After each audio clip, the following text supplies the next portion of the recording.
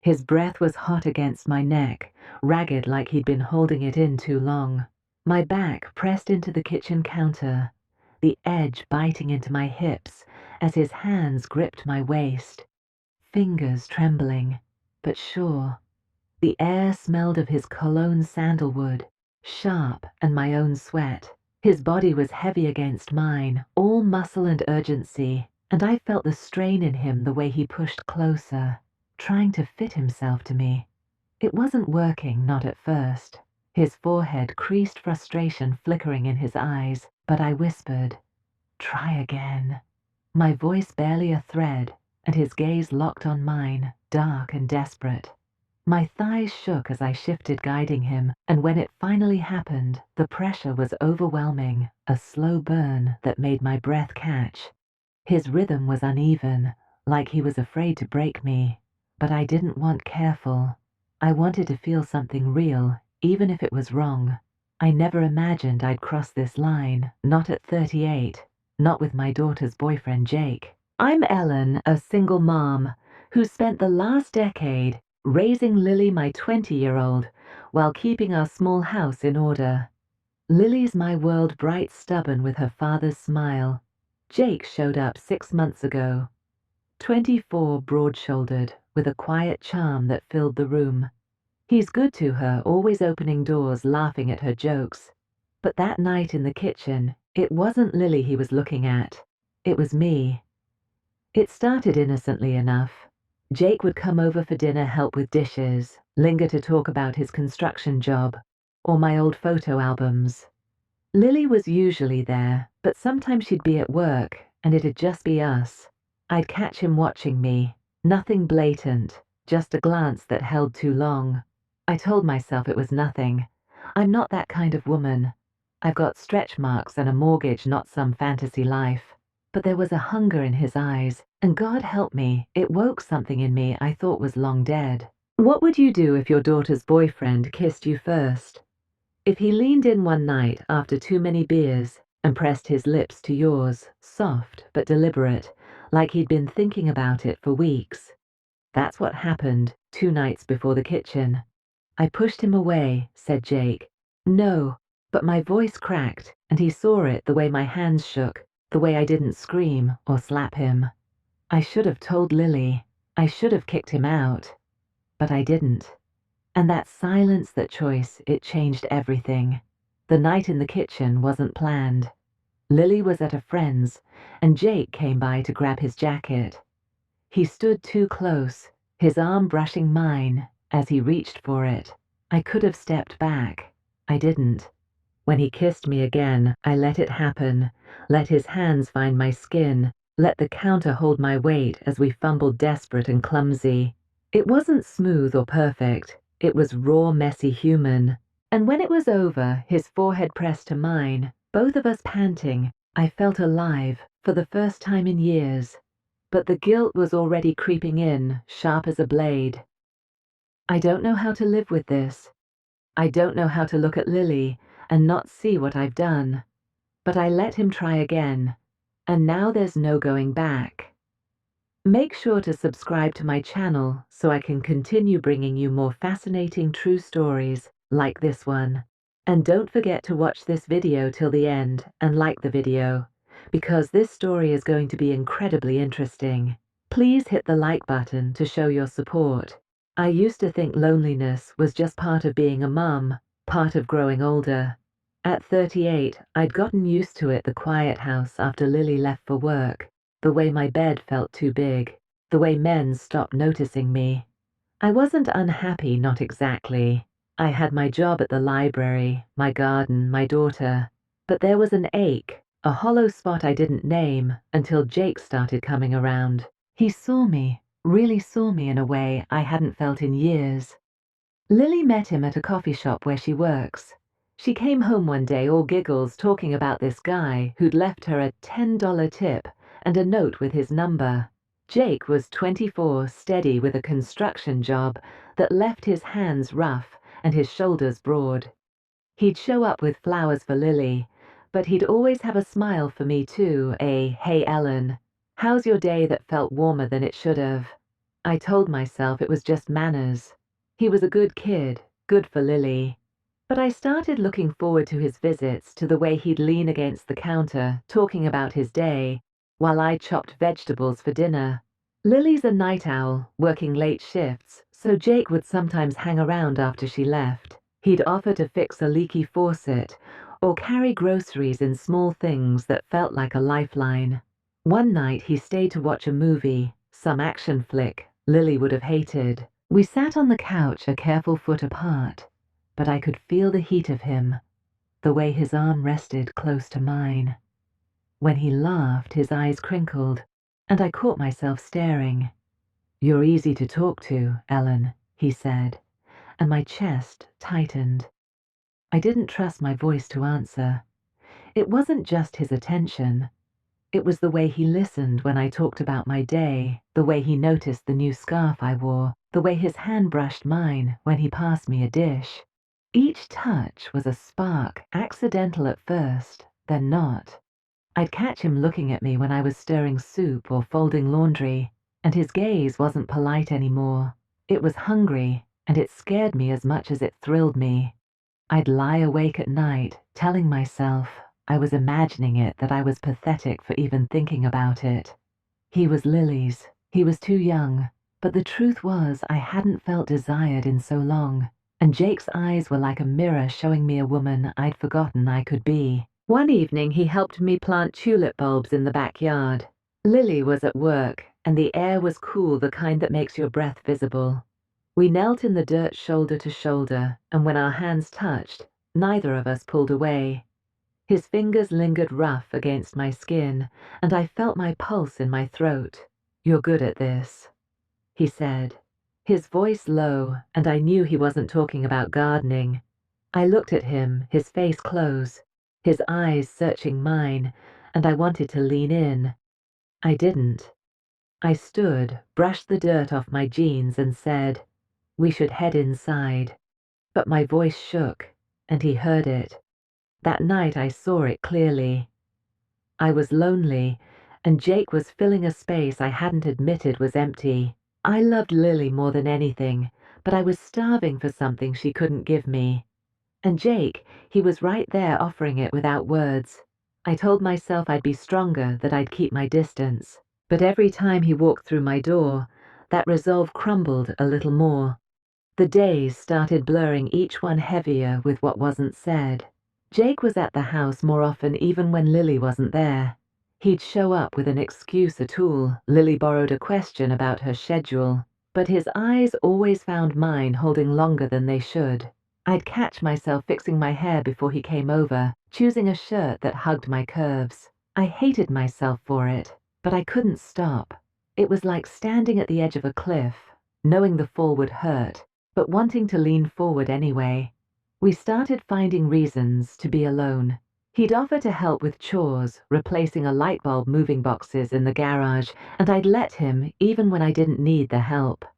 In the garage one afternoon, we were sorting through old camping gear, the air thick with dust, and the scent of his sweat. Our arms brushed as we reached for the same box, and I froze, feeling the warmth of his skin. He didn't move either.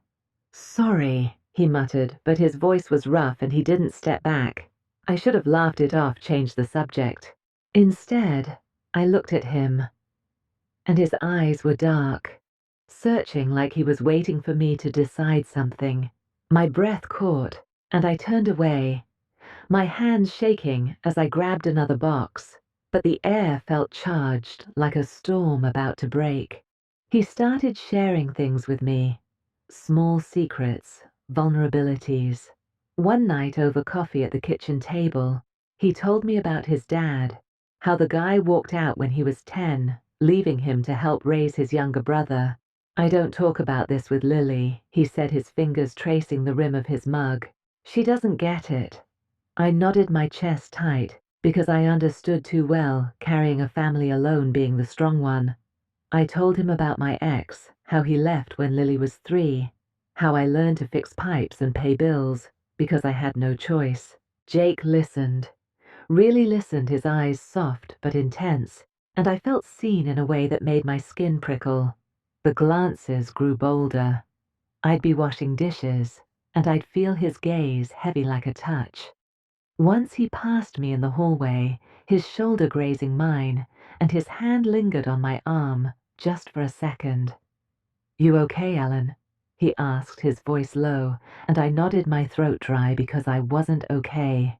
I was unraveling. Every moment we spent together was a step closer to something I couldn't take back, and I knew it. But I kept letting him in, kept letting him closer. The almost moment came on a Tuesday night. Lily was working late, and Jake was over, supposedly to wait for her. We were on the couch, a movie playing, but neither of us was watching. He shifted closer, his knee brushing mine, and I didn't move away. The room felt too small, the air too warm.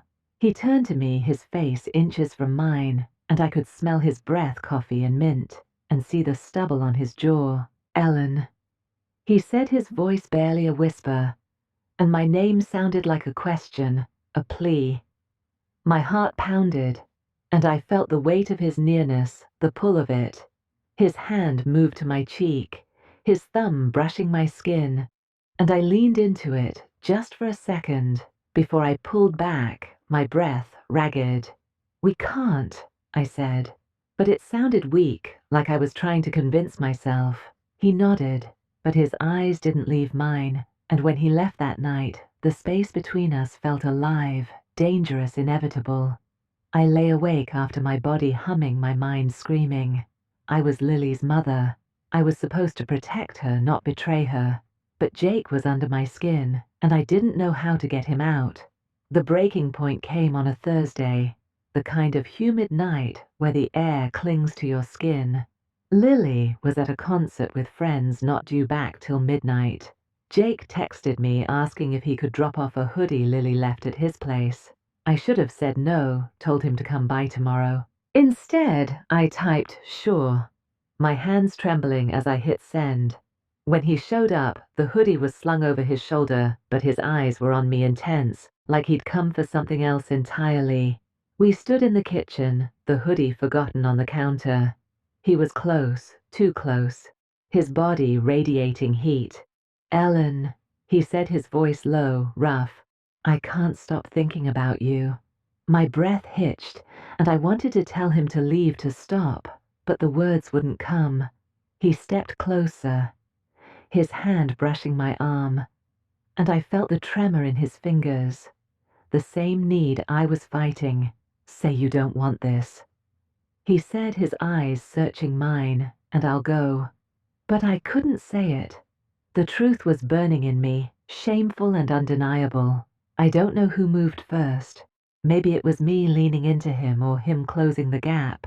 His lips found mine, urgent tasting of salt and want. His hands slid to my waist, pulling me against him, and I felt the hard planes of his body, the strength in his grip.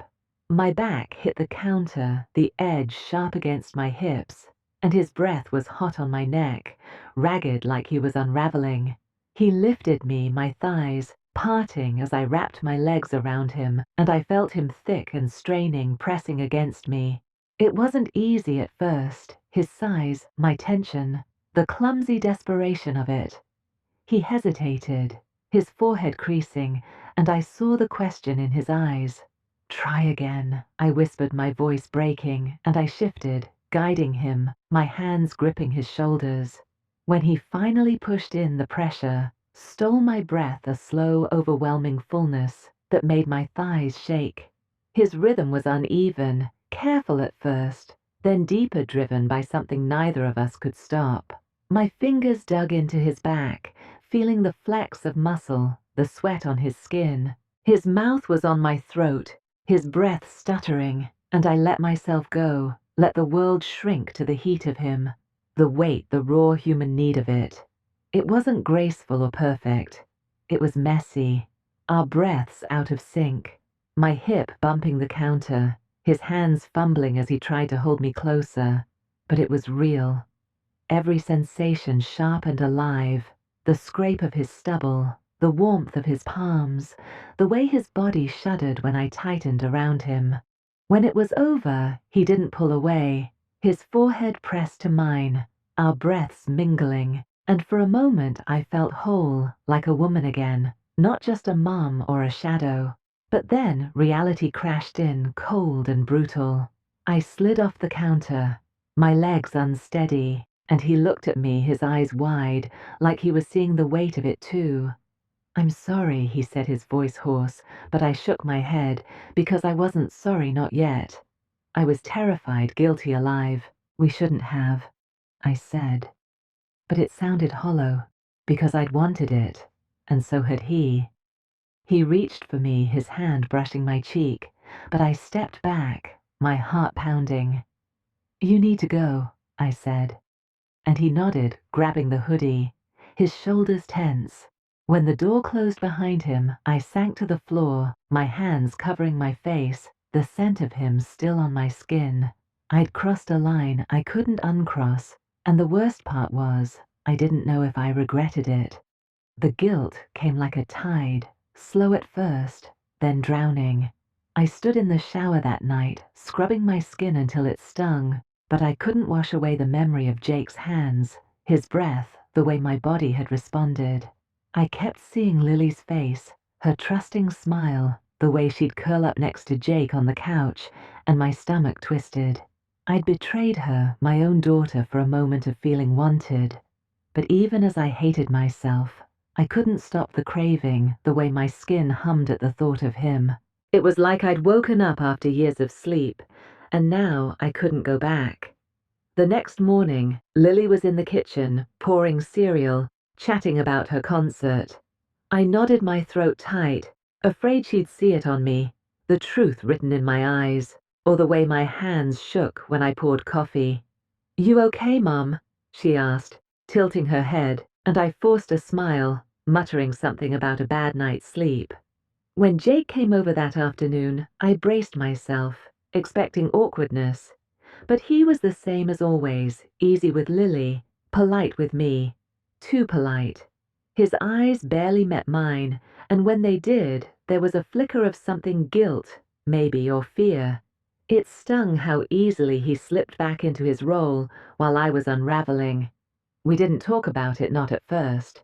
But he kept coming by, and the tension was there, a current under every glance, every accidental touch. One evening, Lily was in her room, and Jake was helping me carry laundry upstairs. In the hallway, his arm brushed mine, and I felt it again, that spark, sharp and dangerous. He paused, his jaw tight, and whispered, "I can't stop thinking about it."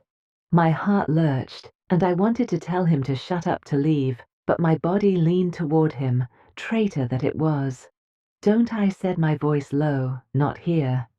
But my eyes betrayed me, and he saw it, the want, the weakness. It happened again a week later in the garage. Lily was at work, and Jake came to fix a shelf I'd mentioned.